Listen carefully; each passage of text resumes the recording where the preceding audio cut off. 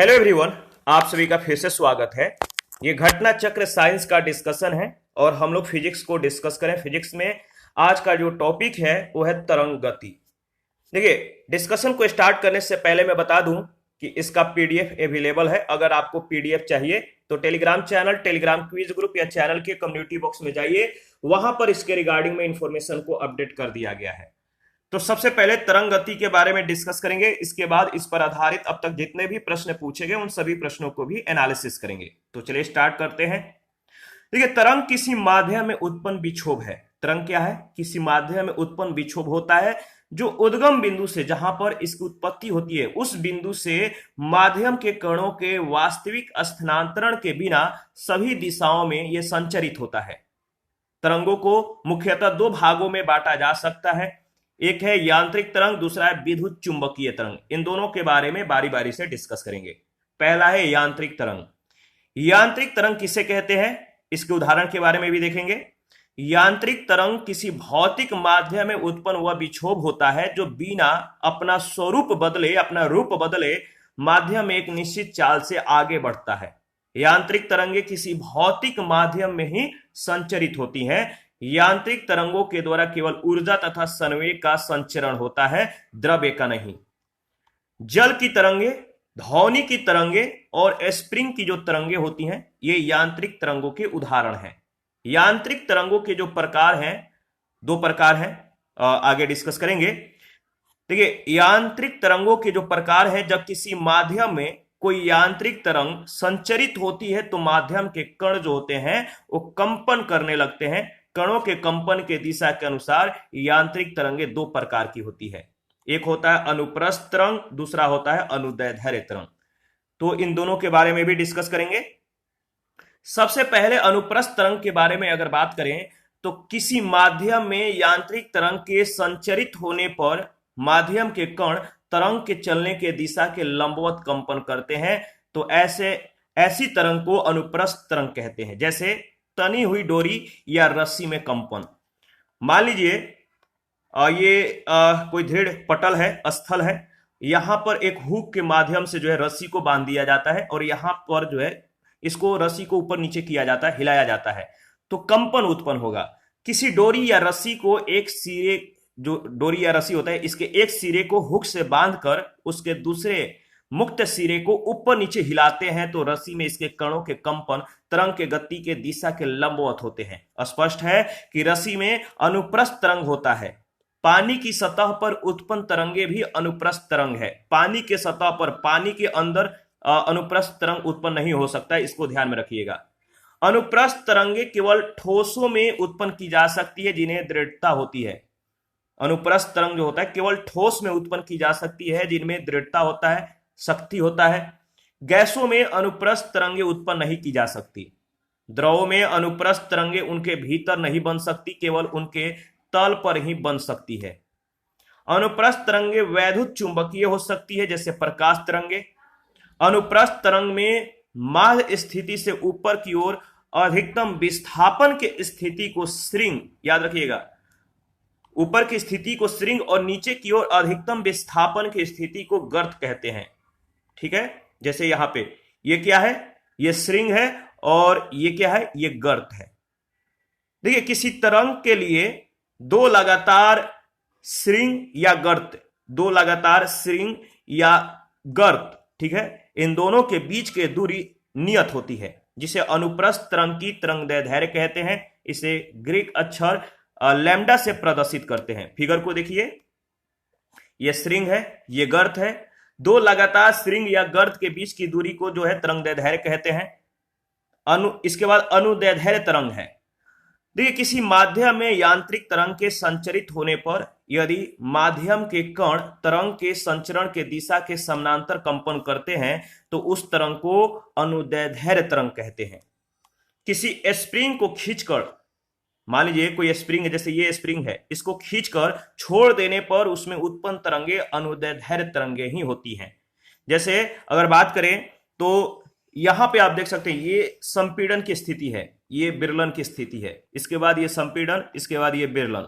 ठीक है, जैसे जिन स्थानों पर स्प्रिंग के चक्कर पास पास हैं, जैसे ये वाला स्थिति, वे स्थान संपीड़न के दिशा में होते हैं या संपीड़न के दशा में कहे जा सकते हैं। और जिन स्थानों पर चक्र जो होते हैं, चक्र ये जो गोल गोल स्थिति है, ये अगर ये वाला जो स्थिति उत्पन्न हो जाए, दूर दूर हो जाए, जो उनका चक्र होता है वो दूर दूर हो जाए, तो वे स्थान विरलन के दिशा में कहे जाएंगे, विरलन के दशा में मतलब कि हो जाएंगे। एक संपीड़न से दूसरी समीपवर्ती संपीड़न की दूरी या एक विरलन से दूसरी समीपवर्ती विरलन की दूरी अनुदैर्ध्य तरंग की तरंगदैर्ध्य कहलाती है। अनुदैर्ध्य तरंगे सभी प्रकार के माध्यमों में उत्पन्न की जा सकती है, जैसे ठोस, द्रव और गैस। इन तीनों माध्यमों में अनुदैर्ध्य तरंग जो है उत्पन्न हो सकती है। वायु में उत्पन्न ध्वनि तरंग सदैव जो होता है अनुदैर्ध्य तरंगे ही होती हैं। वायु में उत्पन्न जो ध्वनि तरंग होता है हमेशा अनुदैर्ध्य तरंग होती है। अनुदैर्ध्य तरंग हमेशा यांत्रिक होती है। द्रव के सतह पर अनुप्रस्थ तरंगों का संचरण होते हुए भी उनके भीतर केवल अनुदैर्ध्य तरंग ही जो है संचरित हो सकती है। आवर्त काल के बारे में अगर बात करें तो किसी माध्यम में तरंग संचरण की स्थिति में माध्यम का कोई कण अपना एक कंपन पूरा करने में जितना समय लगेगा या लेता है उसे तरंग का आवर्त काल कहते हैं और इसे टी के द्वारा इंडिकेट किया जाता है। आवर्त काल क्या है? तो किसी माध्यम में तरंग संचरण की स्थिति में माध्यम का कोई कण अपना एक कंपन को पूरा करने में जो समय लेता है उसे तरंग का आवर्त काल कहते हैं और इसे टी से, कैपिटल टी से प्रदर्शित करते हैं। आवृत्ति क्या है? आवृत्ति किसी माध्यम में तरंग संचरित होने पर माध्यम का कोई कण एक सेकंड में जितना कंपन करता है उस संख्या को तरंग की आवृत्ति कहते हैं और इसे स्मॉल n से प्रदर्शित करते हैं। आवृत्ति, चाल और तरंगदैर्ध्य में जो संबंध है यहां पे आपको दिखाया गया है। तो यहां पे आप इनके संबंधों को देख सकते हैं। जैसे अगर मान लिया जाए कि कंपन करती हुई किसी वस्तु का आवर्त काल t और आवृत्ति n तथा तरंगदैर्ध्य लैम्डा है तो तरंग की जो चाल होगा v बराबर n लैम्डा, यानी चाल बराबर आवृत्ति गुणे तरंगदैर्ध्य और चूंकि आवृत्ति बराबर 1 बटा आवर्त काल हो जाएगा यानी v बराबर लैम्डा बटा t। यह है इसका संबंध। विद्युत चुंबकीय तरंग के बारे में अगर बात करें तो यांत्रिक तरंगों के अतिरिक्त ऐसी तरंगे भी होती हैं जिसके संचरण के लिए माध्यम की जरूरत नहीं होती है। तो यांत्रिक तरंगों के अतिरिक्त ऐसी तरंगे भी होती हैं जिनको संचरण करने के लिए मीडिएटर की जरूरत नहीं होती है, माध्यम की जरूरत नहीं होती है और ऐसी तरंगों को विद्युत चुंबकीय तरंग कहते हैं। प्रकाश, एक्स किरणें, रेडियो तरंग इत्यादि ये सभी विद्युत चुंबकीय तरंगों के उदाहरण हैं। इनको संचरित होने के लिए माध्यम की जरूरत नहीं होती है। सभी विद्युत चुंबकीय तरंगे एक ही चाल से चलती हैं और इनकी चाल प्रकाश के चाल के बराबर होती है, याद रखिएगा। वैद्युत चुंबकीय तरंगों के विभिन्न प्रकारों का उनकी घटती हुई तरंगदैर्ध्य के क्रम में वर्गीकरण दिया गया है। तो घटती हुई तरंगदैर्ध्य के जो क्रम है आप देख सकते हैं। देखिए अगर बात करें तो गामा किरण, एक्स किरण, पाराबैंगनी, दृश्य प्रकाश और लघु, इसके बाद लघु रेडियो तरंगे, टेलीविजन या एफएम रेडियो, इसके बाद एएम रेडियो, दीर्घ रेडियो तरंगे। ठीक है, तो इसको क्रम को याद रखिएगा।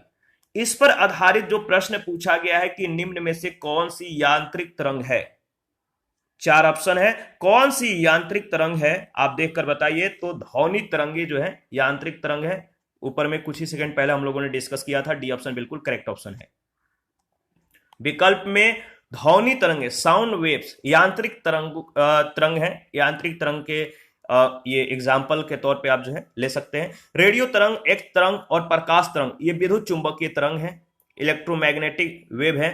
और यांत्रिक तरंग किसी भौतिक माध्यम में उत्पन्न वह विक्षोभ होता है जो अपना स्वरूप बिना बदले, अपना रूप बिना बदले माध्यम में जो है एक निश्चित चाल से आगे बढ़ता है।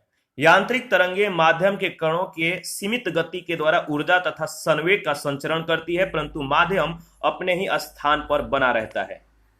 प्रश्न संख्या सेकंड है, अनुदैर्ध्य तरंगों का जो उदाहरण है क्या है? ऑप्शन को देखिए और अनुदैर्ध्य तरंगों के उदाहरण को बताइए, इनमें से कौन सा इसका उदाहरण हो सकता है? तो ध्वनि तरंग। देखिए अगर बात करें तो किसी माध्यम में यांत्रिक तरंग के संचरित होने पर यदि माध्यम के कण तरंग के संचरण के दिशा के समानांतर कंपन करते हैं तो उस तरंग को अनुदैर्ध्य तरंग कहते हैं। ध्वनि तरंग अनुदैर्ध्य तरंग होती है। ठीक है, थर्ड नंबर है वायु में ध्वनि तरंग होती है। वायु में जो ध्वनि तरंग होती है वो कैसी होती है, किस रूप में होती है? ध्वनि तरंगे यांत्रिक तरंगे कहलाती हैं, याद रखिएगा, क्योंकि उनके संचरण के लिए द्रव्यात्मक माध्यम, ठोस, द्रव, गैस या वायु की आवश्यकता होती है। ठीक है, वायु या गैस में ध्वनि तरंग अनुदैर्ध्य होती है, क्योंकि इस माध्यम के घटक तरंग के गति के दिशा के अनुदिश दोलन करते हैं। तो वायु में ध्वनि तरंग जो होगी वो क्या होगी? अनुदैर्ध्य, बी ऑप्शन। फोर्थ नंबर है एक सितार में, जो सितार या गिटार जो होता है, एक सितार में जो है किस प्रकार की ध्वनि जो है ध्वनि तरंगे उत्पन्न होती है? एक सितार में किस प्रकार की ध्वनि तरंगे उत्पन्न होती है, बताइए। तो देखिए, सितार या गिटार के जो तार होते हैं इनमें जो ध्वनि उत्पन्न होती है वो किस प्रकार की ध्वनि तरंगे उत्पन्न होती है? तो इसका सही जवाब हो जाएगा अप्रगामी एवं अनुप्रस्थ, यानी डी ऑप्शन। देखिए कैसे, जब दो अगर बात करें तो जब दो सर्वसम अनुप्रस्थ प्रगामी तरंगे एक सरल रेखा में, ठीक है, एक सरल रेखा में विपरीत दिशा में चलती हुई अध्यारोपित होती है, तो माध्यम में जो तरंग पैटर्न बनता है, जो माध्यम में तरंग पैटर्न बनता है, उसे जो है अनुप्रस्थ अप्रगामी तरंग कहते हैं। जैसे स्वर मापी के तार या सितार या गिटार के तार, इनमें जो है इस तरह के मतलब कि अनुप्रस्थ और अप्रगामी तरंगे उत्पन्न होती हैं, ये ध्वनि तरंगे हैं। प्रश्न संख्या 5 में पूछा गया है कि दीर्घ रेडियो, अगर बात करें तो प्रश्न का जो जवाब है आपको देना है, दीर्घ रेडियो तरंगे पृथ्वी के किस सतह से परावर्तित होती हैं? देखिए, अगर मैं पूछता हूं कि आप लोग को जवाब देना है तो ईमानदारी पूर्वक देना है। इस ये जो ऑप्शन है, जो उत्तर दिया गया है, इसको नजरअंदाज कर देना है, इग्नोर कर देना है। तो जो दीर्घ रेडियो तरंगे हैं पृथ्वी के किस सतह से परावर्तित होती हैं? तो इसका सही जवाब है आयन मंडल से। दीर्घ रेडियो तरंगे पृथ्वी के आयनोस्फीयर यानी आयन मंडल से परावर्तित होती है। यह मंडल लगभग 50 से 400 मील की ऊंचाई के बीच स्थित है और यहाँ की हवा विद्युत आवेशित होती है। तो यहाँ पर अगर बात करें तो यहाँ की जो वायु है, हवा है, विद्युत आवेशित है। यह मंडल लगभग जो है जो आयनोस्फीयर है, आयन मंडल जो है, यह धरातल से 50 से 400 मील के ऊंचाई के बीच स्थित है। 6 नंबर है बेतार के तार का संपर्क पृथ्वी के धरातल को परावर्तित किया जाता है। बेतार के तार का जो संपर्क है पृथ्वी के धरातल को परावर्तित किया जाता है, किसके द्वारा? तो आयनोस्फीयर के द्वारा। सी ऑप्शन बिल्कुल करेक्ट ऑप्शन है। ऊपर में हम लोगों ने इसी के बारे में डिस्कस किया था। 7 नंबर है रेडियो तरंगों के विक्षेपण के लिए वायुमंडल के निम्नलिखित स्तरों में से कौन सा स्तर उत्तरदायी है? रेडियो तरंगों के विक्षेपण के लिए वायुमंडल के निम्नलिखित स्तरों में से कौन सा स्तर जो है उत्तरदायी है? इसका सही जवाब है आयन मंडल, डी ऑप्शन। प्रश्न संख्या 8 है परा उच्च आवृत्ति की तरंगें साधारणतः जो है संचारित की जाती हैं। परा उच्च आवृत्ति की तरंगें साधारणतः संचारित की जाती हैं। इसका सही जवाब हो जाएगा अंतरिक्ष तरंगों के रूप में। सी ऑप्शन बिल्कुल करेक्ट ऑप्शन है। देखिए, परा उच्च आवृत्ति की तरंगें साधारणतः अंतरिक्ष तरंगों के रूप में संचारित की जाती हैं। इसके अलावा अंतरिक्ष तरंगों के रूप में बहुत उच्च आवृत्ति की तरंगों तथा सूक्ष्म तरंगों का भी संचरण किया जाता है। 9 नंबर है कौन सी तरंगें शून्य में संचरण नहीं कर सकती?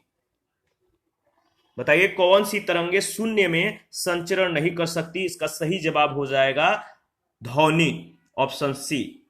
ध्वनि जो होता है शून्य में संचरण नहीं कर सकती है, यानी ध्वनि तरंगों के संचरण के लिए किसी न किसी माध्यम की जो है जरूरत होती है, याद रखिएगा।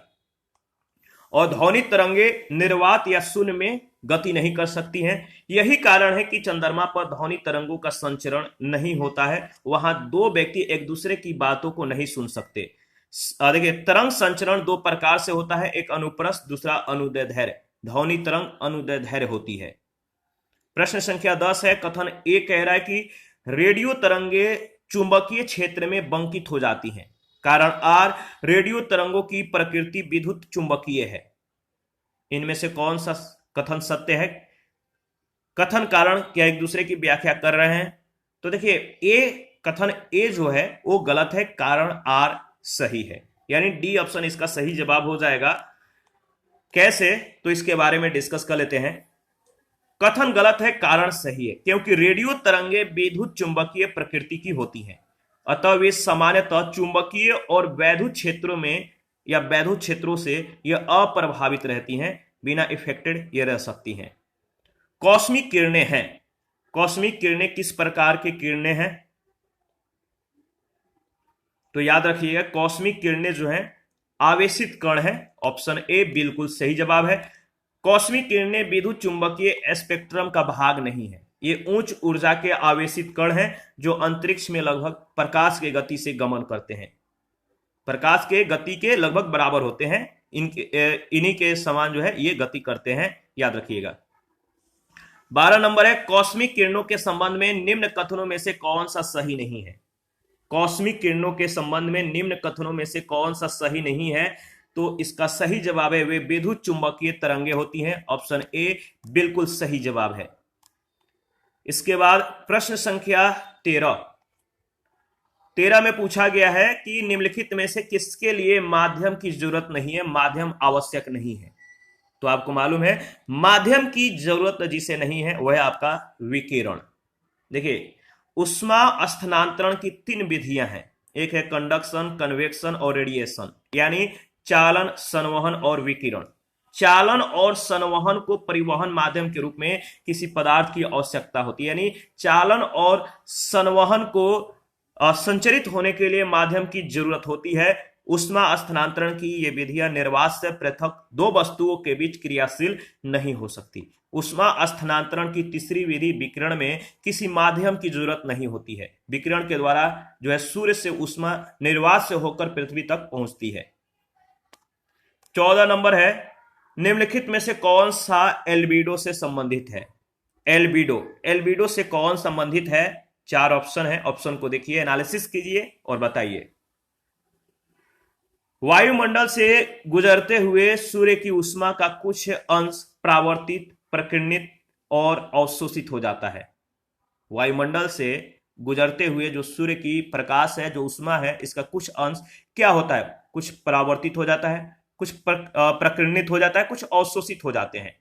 शेष भाग ही पृथ्वी के सतह तक पहुंच पाता है। सौर विकिरण की इस परावर्तित मात्रा को पृथ्वी का एल्बिडो कहते हैं। तो वापसी की जो शक्ति है वो एल्बिडो है, डी ऑप्शन। 15 नंबर है, पृथ्वी की वायुमंडल निम्नलिखित में से मुख्यतः किसके द्वारा तप्त होता है?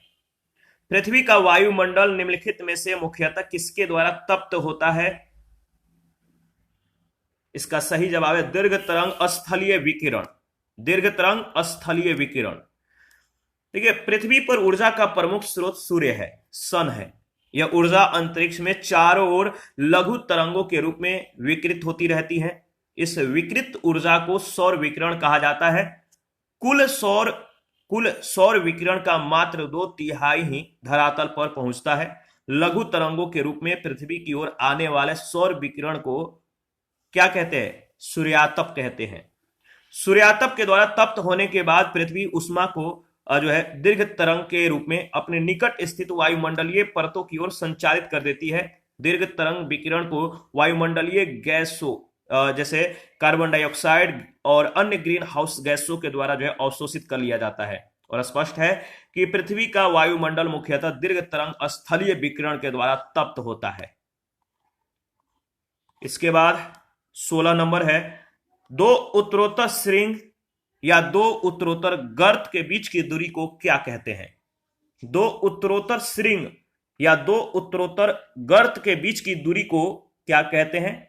बहुत सा सिंपल है। सही जवाब क्या होगा कमेंट में बताइए। तो इसका सही जवाब हो जाएगा वेवलेंथ यानी तरंगदैर्ध्य। माध्यम में किसी कण के एक पूरा कंपन किए जाने पर तरंग जितनी दूरी तय करती है उसे तरंगदैर्ध्य कहते हैं। यह 2 उत्तरोत्तर श्रृंग या 2 उत्तरोत्तर गर्त के बीच की दूरी होती है। इसे लैम्डा से प्रदर्शित करते हैं। 17 नंबर है, विद्युत चुंबकीय तरंगों का वेग कितना होता है? विद्युत चुंबकीय तरंगों का वेग होता है कितना? याद रखिएगा, विद्युत चुंबकीय तरंगों का जो वेग होता है 3 × 10⁸ मीटर बटा सेकेंड। इसके बारे में डिस्कस कर लेते हैं। देखिए, वे तरंगे जिन्हें संचरित होने के लिए माध्यम की जरूरत नहीं होती है उन्हें विद्युत चुंबकीय तरंग कहते हैं। इनकी चाल निर्वात में प्रकाश के चाल के बराबर यानी 3 × 10⁸ मीटर बटा सेकेंड होती है। 18 नंबर है, निम्नलिखित में से कौन सा विद्युत चुंबकीय तरंग का उदाहरण नहीं है? निम्नलिखित में से कौन सा विद्युत चुंबकीय तरंग का उदाहरण नहीं है? इसका सही जवाब हो जाएगा पराध्वनिकी तरंग यानी डी ऑप्शन। ध्वनि तरंगे जिनकी आवृत्ति श्रवणीय रेंज यानी ऑडिबल रेंज के उच्च सीमा से अधिक होती है यानी 20 किलो हर्ट्ज से अधिक होती है उन्हें अल्ट्रासोनिक या सुपरसोनिक तरंग कहते हैं। गामा किरणें, एक्स किरणें तथा पाराबैंगनी किरणें तीनों ही विद्युत चुंबकीय तरंगों के श्रेणी में आते हैं। 19 नंबर है, निम्न में से किसकी तरंग लंबाई सबसे अधिक होती है? बताइए, निम्नलिखित में से किसकी तरंग लंबाई सबसे अधिक होती है? इसका सही जवाब हो जाएगा रेडियो तरंग। रेडियो तरंगों के जो लंबाई होती है वो सबसे ज्यादा होती है। ऑप्शन डी बिल्कुल करेक्ट ऑप्शन है। अगर बात करें तो विद्युत चुंबकीय स्पेक्ट्रम में शामिल विभिन्न विकिरणों का तरंगदैर्ध्य के संदर्भ में जो अवरोही क्रम है वो आप अवरोही क्रम में याद रखिएगा। रेडियो तरंग, माइक्रोवेव, औरक्त विकिरण, दृश्य प्रकाश, पराबैंगनी विकिरण, एक्स किरण और गामा किरण। रेडियो तरंगों की जो तरंगदैर्ध्य होता है सबसे ज्यादा होता है और गामा किरणों की तरंगदैर्ध्य सबसे कम होता है, न्यूनतम होता है। प्रश्न संख्या 20 है, निम्नलिखित विद्युत चुंबकीय विकिरणों में से किसकी ऊर्जा अधिकतम होती है? निम्नलिखित विद्युत चुंबकीय विकिरणों में से किसकी ऊर्जा एनर्जी अधिकतम होती है? आपको मालूम है इसका सही जवाब क्या होगा? इसका सही जवाब हो जाएगा ऑप्शन डी, एक्स किरणें। डी ऑप्शन बिल्कुल करेक्ट ऑप्शन है। ऊर्जा के संदर्भ में विभिन्न विद्युत चुंबकीय विकिरणों का जो क्रम है, रेडियो तरंग, माइक्रोवेव, औरक्त विकिरण, दृश्य प्रकाश, पराबैंगनी, एक्स और गामा। एक्स किरणों का ऊर्जा अधिकतम होती है। 21 नंबर जो प्रश्न है, माइक्रोवेव में विद्युत चुंबकीय तरंगे होती हैं जिनकी सीमा की आवृत्ति है कितनी? माइक्रोवेव में विद्युत चुंबकीय तरंगे होती हैं जिनकी सीमा की जो आवृत्ति है वो कितनी है? तो 1 गीगाहर्ट्ज से 300 गीगाहर्ट्ज यानी सी ऑप्शन सही जवाब है। माइक्रोवेव ऐसी विद्युत चुंबकीय तरंगे होती हैं जिनकी आवृत्ति 300 मेगाहर्ट्ज से 300 गीगाहर्ट्ज के बीच होती है और अलग अलग स्रोत विभिन्न आवृत्ति रेंजों को माइक्रोवेव के रूप में परिभाषित करते हैं, लेकिन व्यापारिक जो परिभाषा है यूएचएफ तथा ईएचएफ मिलीमीटर वेव दोनों बैंडों को शामिल करती है। 22 नंबर है, क्रिस्टल की संरचना जानने के लिए किसका प्रयोग किया जाता है? क्रिस्टल की संरचना को जानने के लिए किसका प्रयोग होता है? इसका सही जवाब हो जाएगा ऑप्शन बी, एक्स किरण का। एक्स किरण का जो है, एक्स किरणों का प्रयोग किसी क्रिस्टल की संरचना को जानने के लिए प्रयोग किया जाता है। देखिए, क्रिस्टलोग्राफी या मणि विज्ञान एक जो है प्रायोगिक विज्ञान है या क्रिस्टलकी जिसे कहते हैं, क्रिस्टलकी, क्रिस्टलोग्राफी या क्रिस्टलकी या मणि विज्ञान एक प्रायोगिक विज्ञान है जिसमें क्रिस्टलों में परमाणुओं के विन्यास का जो है अध्ययन किया जाता है। एक्स किरणों के विवर्तन के द्वारा क्रिस्टलों की संरचना का अध्ययन किया जाता है। इसके बाद प्रश्न संख्या 23, एक रडार जो शत्रु के वायुयान की उपस्थिति का पता लगाता है, प्रयोग करता है, रडार में कौन सी तरंग प्रयोग होती है? रडार जो शत्रु के वायुयान की उपस्थिति का पता लगाता है, रडार में जो तरंगे प्रयोग होती हैं वो कौन सी तरंग है? तो याद रखिएगा रेडियो तरंग, बी ऑप्शन। रडार एक ऐसी डिवाइस है, प्रणाली है, जिसमें विद्युत चुंबकीय तरंगे, विशेषतः रेडियो तरंगों की सहायता से स्थिर और गतिमान दोनों प्रकार के वस्तुओं की रेंज, ऊंचाई, दिशा और गति का पता लगाया जा सकता है। 24 नंबर है, सुदूर संवेदन तकनीक में निम्न में से किसका प्रयोग होता है? सुदूर संवेदन तकनीक में निम्न में से किसका प्रयोग होता है? इसका सही जवाब है विद्युत चुंबकीय तरंगों का, यानी डी ऑप्शन इसका बिल्कुल सही जवाब हो जाएगा।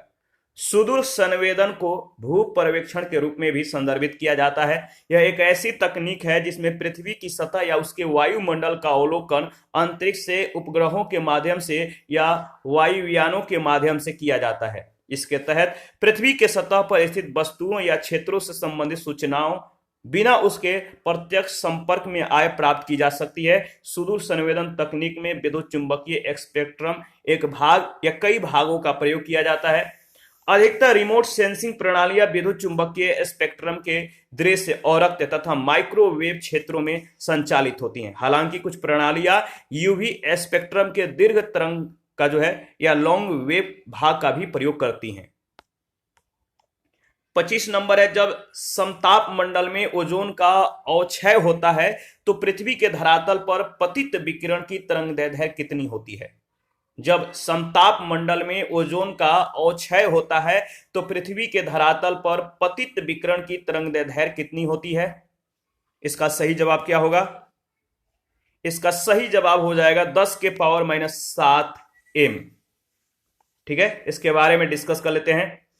अगर बात करें तो पराबैंगनी विकिरण को उसकी तरंगदैर्घ्य के आधार पर 3 प्रमुख प्रवर्गों में विभाजित किया जा सकता है: यूवी ए विकिरण, यूवी बी विकिरण और यूवी सी विकिरण। यूवी ए विकिरण जो है, इन विकिरणों की तरंगदैर्घ्य 320 से 400 nm तक होती है। यह विकिरण सुरक्षात्मक ओजोन परत से लगभग अप्रभावित रहता है और पृथ्वी की सतह तक आसानी से यह पहुंच जाता है। यूवी बी विकिरण जो है 280 से 320 नैनोमीटर के तरंगदैर्घ्य रेंज वाला यह विकिरण आंशिक रूप से ओजोन परत के द्वारा अवशोषित किया जाता है, लेकिन इसकी कुछ मात्रा पृथ्वी तक पहुंच जाती है। यूवीसी विकिरण जो है 100 से 280 nm की तरंगदैर्घ्य रेंज वाला यह विकिरण ओजोन परत के द्वारा सर्वाधिक प्रभावित होता है। समताप मंडल में ओजोन का अवक्षय होने पर पृथ्वी के धरातल पर पतित विकिरण की न्यूनतम तरंगदैर्घ्य 100 nm होगी, यानी 1 nm बराबर 1.0 गुणे 10⁻⁹ m और 100 nm बराबर हो जाएगा 10⁻⁷ m। 26 है, निम्नलिखित में से किस एक प्रकार की तरंगों का प्रयोग रात्रि दृष्टि उपकरण में किया जाता है? बताइए, निम्नलिखित में से किस एक प्रकार की तरंगों का जो प्रयोग है रात्रि दृष्टि रात के समय में देखने के लिए जो है उपकरण में प्रयोग किया जाता है? तो रात्रि दृष्टि उपकरण में प्रयोग किया जाता है। इसका सही जवाब हो जाएगा ऑप्शन सी, औरक्त तरंग। औरक्त तरंग यानी इंफ्रारेड वेव्स विद्युत चुंबकीय तरंगों का एक प्रकार है। इनकी तरंगदैर्घ्य दृश्य प्रकाश से अधिक होती है। इनका प्रयोग लक्ष्य ढूंढने, निरीक्षण करने और जो रात्रि दृष्टि होता है, रात के समय में चीजों को देखने के लिए सैनिकों के द्वारा इसका प्रयोग किया जाता है।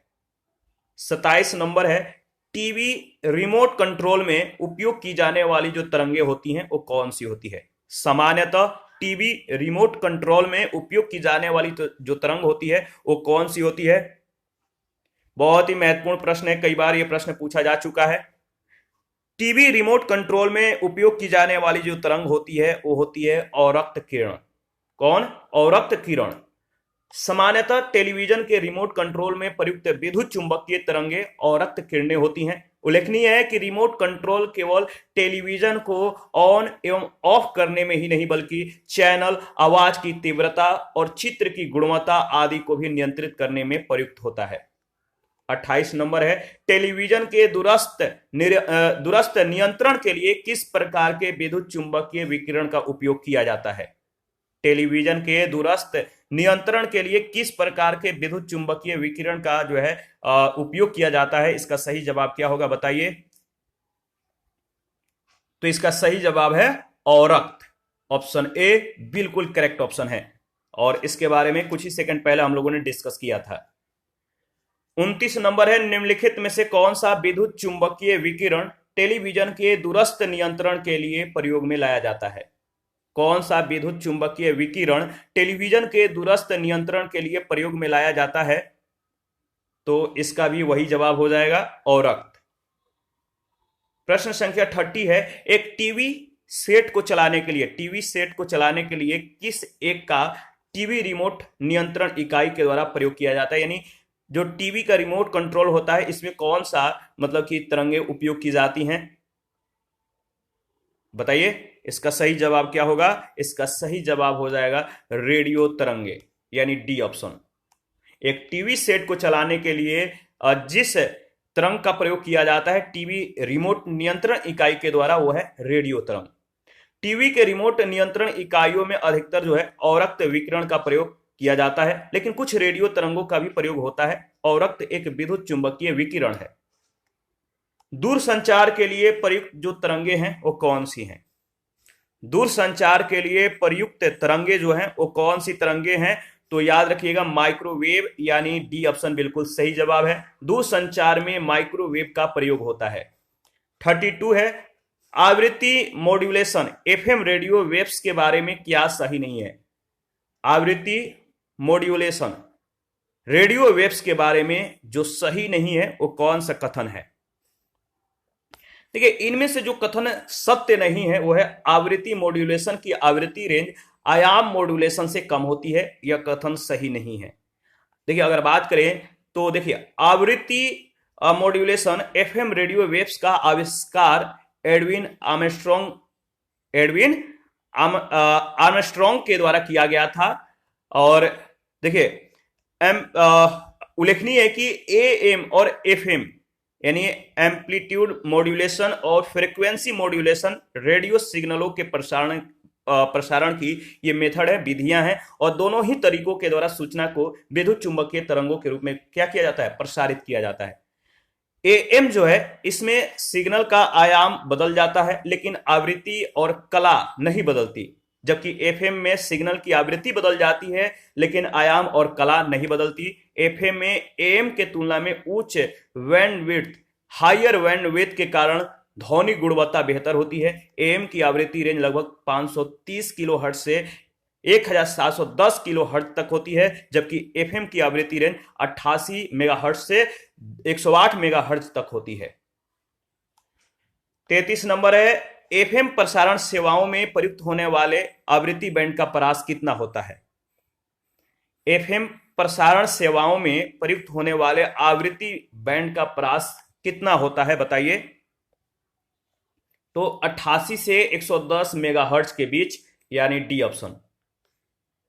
देखिए, एफएम प्रसारण सेवाओं में प्रयुक्त होने वाले आवृत्ति बैंड का परास 88 से 108 मेगाहर्ट्ज के बीच होता है। एफएम बैंड के लिए यह परास मानक के रूप में प्रयोग किया जाता है। 34 नंबर है, एक रेडियो स्टेशन से 30 मीटर बैंड पर प्रसारण प्राप्त होता है। इस स्टेशन के द्वारा प्रेषित वाहक तरंगों की आवृत्ति है। एक रेडियो स्टेशन से 30 मीटर बैंड पर प्रसारण प्राप्त होता है। इस स्टेशन के द्वारा प्रेषित वाहक तरंगों की जो आवृत्ति होती है वो कितनी होती है? तो इसका सही जवाब हो जाएगा 10 मेगाहर्ट्ज, यानी सी ऑप्शन। यहां पे आप देख सकते हैं एन बराबर सी आई, जहां पर एन आवृत्ति है, सी प्रकाश की चाल है, आई तरंगदैर्ध्य है, यानी सी जो सी बटा आई है, यानी यहां पे अगर बात करें तो 3 × 10 के पावर 8 बटा 30, तो इसको हल कीजिएगा 10 मेगाहर्ट्ज प्राप्त हो जाएगा। 35 है, पृथ्वी के वायुमंडल में आयन मंडल कहलाने वाली परत रेडियो संचार को सुसाध्य बनाती है, क्यों? पृथ्वी के वायुमंडल में आयन मंडल कहलाने वाली परत रेडियो संचार को सुसाध्य बनाती है, क्यों? इसका सही जवाब क्या होगा? दो कथन है। ओजोन की उपस्थिति रेडियो तरंगों को पृथ्वी की ओर परावर्तित करती है। दूसरा, रेडियो तरंगों की तरंगदैर्ध्य अति दीर्घ होती है। इन दोनों में से जो कथन सही है वो कौन कौन सा कथन सही है, आप बताइए। देखिए, अगर बात करें तो इसमें न तो पहला और न ही दूसरा कथन सत्य है। दोनों कथन सही नहीं है। आयन मंडल में विद्युत आवेशित आयनों की उपस्थिति के कारण रेडियो संचार सुसाध्य होता है या हो जाता है। 36 नंबर है, टेलीविजन दर्शक डिश एंटीना प्रयुक्त करते हुए बरसात में उपग्रह सिग्नल नहीं प्राप्त करते, क्यों? टेलीविजन दर्शक जो होते हैं डिश एंटीना प्रयुक्त करते हुए बरसात के मौसम में, बारिश के मौसम में उपग्रह सिग्नल नहीं प्राप्त कर पाते हैं। ऐसा क्यों होता है? देखिए, ऐसा इसलिए होता है कि एंटीना छोटे होते हैं, वर्षा की बूंदें रेडियो तरंगों की ऊर्जा को अवशोषित कर लेती है और वर्षा की बूंदें रेडियो तरंगों की ऊर्जा के मूल दिशा को विचलित करती है। यानी तीनों कथन इसके संदर्भ में सही हो जाएगा। डी ऑप्शन बिल्कुल राइट ऑप्शन है। बरसात में या वर्षा के समय में रेडियो तरंगे वर्षा के बूंदों से टकराकर आंशिक रूप से या पूर्णतः जो है उष्मीय ऊर्जा में परिवर्तित हो जाती है और बूंदों के द्वारा अवशोषित कर ली जाती है। जो वर्षा की बूंदें हैं रेडियो तरंगों की ऊर्जा की मूल दिशा को विचलित करने में भी ये सक्षम हो जाती हैं और इन कारणों से बरसात में वर्षा के समय में उपग्रह सिग्नल प्राप्त करने में कठिनाई उत्पन्न होती है और वर्षा के समय रेडियो सिग्नल कमजोर हो जाते हैं, वीक हो जाते हैं, जिन्हें छोटे डिश एंटीना ग्रहण नहीं कर पाते।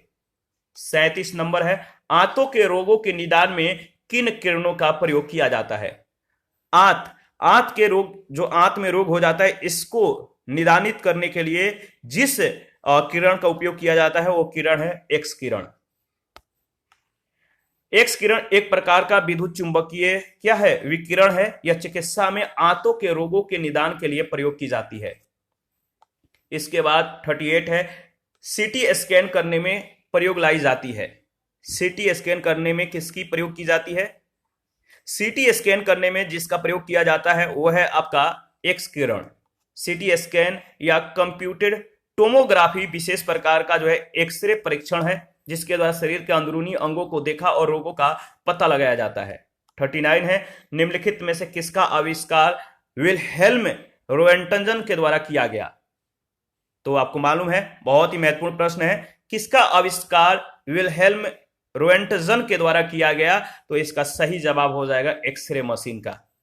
ठीक है, जर्मन वैज्ञानिक विल्हेल्म रोएंटजन को एक्सरे मशीन के आविष्कार का श्रेय दिया जाता है। 1901 में जब नोबेल पुरस्कार की शुरुआत हुई तो भौतिकी का पहला नोबेल इसी आविष्कार के लिए रोएंटजन को दिया गया था। इसके बाद है ध्वनि, साउंड। इसके बारे में नेक्स्ट सेशन में हम लोग डिस्कस करेंगे। अभी के लिए इतना ही। आप अपना प्रतिक्रिया देते रहिए, आपके प्रतिक्रियाओं का हमें बेसब्री से इंतजार रहता है। और जिन लोगों ने Telegram channel, Telegram quiz group, Facebook page, Instagram को ज्वाइन नहीं किया है, वीडियो के डिस्क्रिप्शन बॉक्स में उसका लिंक है, आप ज्वाइन कर सकते हैं। Thank you. मिलते हैं नेक्स्ट सेशन में।